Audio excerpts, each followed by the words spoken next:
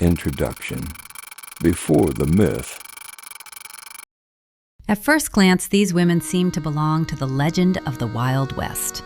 The rooms, the dresses, the careful poses, all of it feels familiar, almost theatrical. But the longer we look, the less these photographs tell us about legend, and the more they tell us about work, about display, about survival.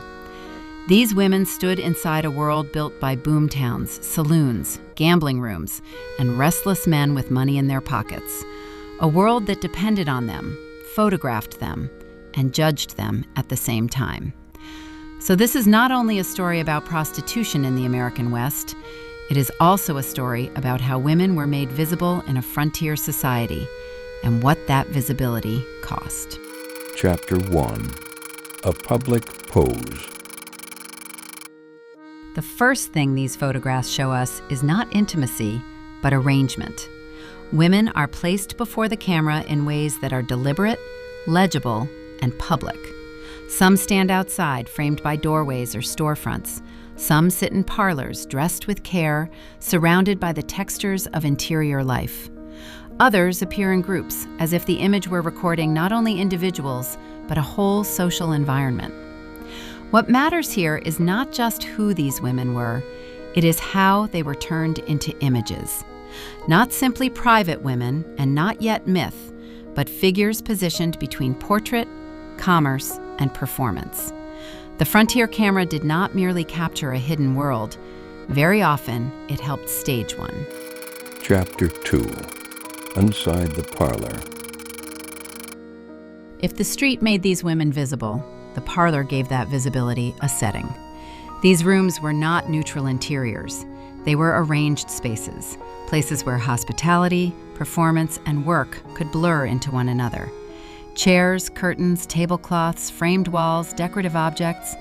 Details like these helped create an atmosphere of comfort. But comfort here was part of the business.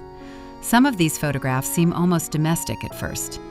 Yet the longer we look, the more carefully staged that domesticity begins to feel. The parlor was meant to soften the transaction, to turn labor into presence and presence into an experience. And that may be why these interiors matter so much. They show us not only the women, but the world built around them. A world where intimacy was never entirely private. Chapter 3.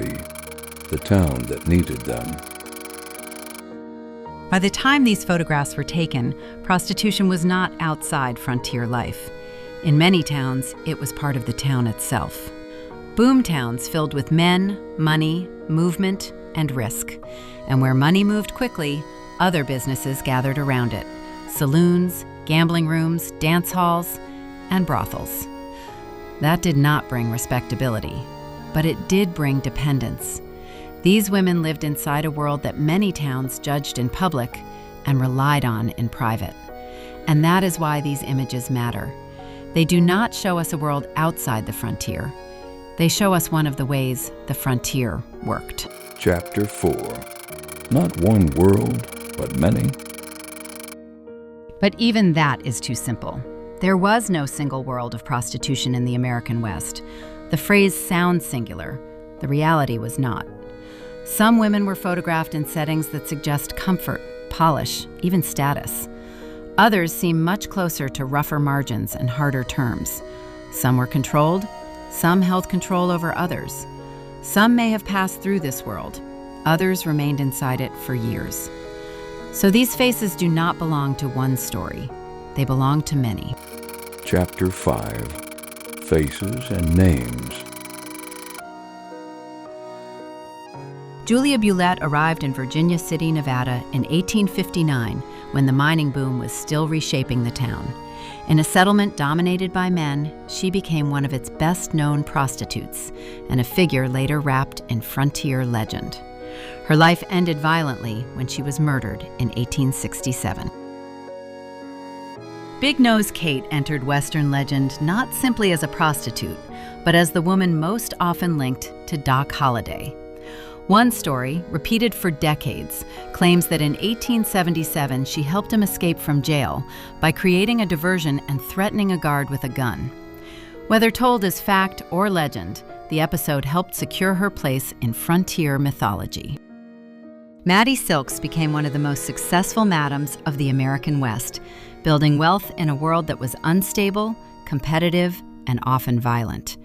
By the time she reached Dawson City in Alaska during the Gold Rush era, her earnings were said to be extraordinary, a reminder that some women in this economy did far more than simply survive.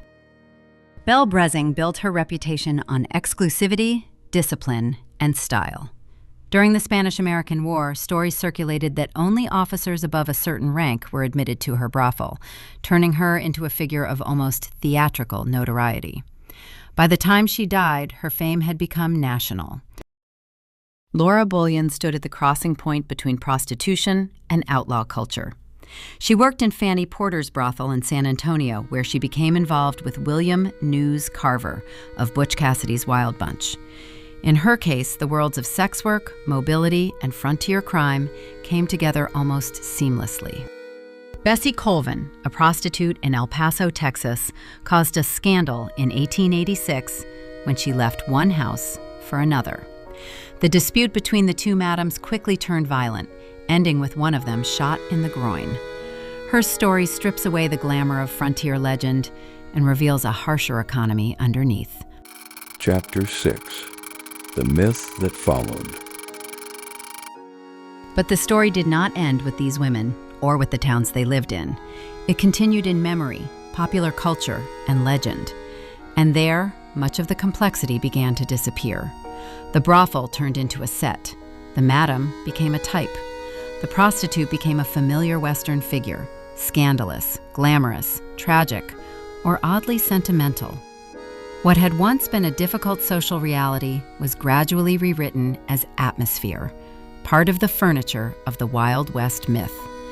That is why these photographs matter so much. They still resist that simplification. They do not give us symbols.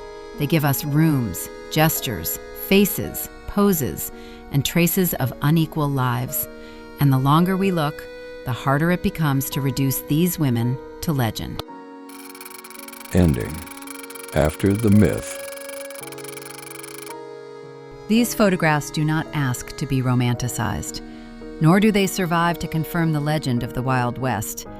They show a world built on money, display, and unequal power. A world in which some women gained a degree of control, while many others remained exposed to violence, instability, and judgment. That is what gives these images their weight. They do not preserve a fantasy. They preserve a cost. The cost of being visible. The cost of being needed.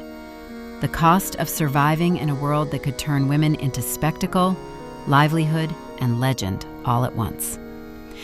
And perhaps that is why these photographs still matter, not because they complete the myth of the frontier, but because they show us what that myth leaves out. If this brought something to light, please like, subscribe, and leave a comment below.